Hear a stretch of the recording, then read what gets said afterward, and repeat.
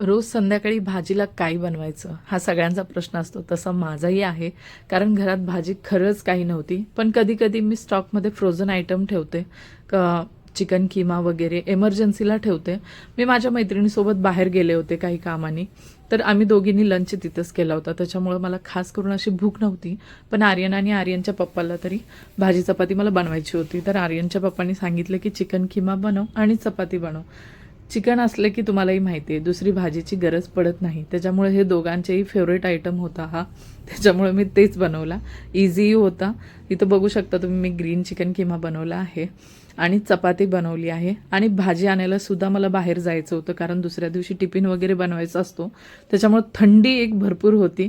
थंडी असली तरी म्हटलं भाजीला आज जायचं. तसं मी भाजी चपाती बनवून तयार होतच होते, तेवढ्यात आर्यनची मस्ती बघा इथं कशी चालली आहे. मस्त खेळतोय बेडवरनं इकडून तिकडून उड्या मारत. तयार होऊन मग आम्ही निघालो भाजी आणायला. बाहेर खूप थंड होती.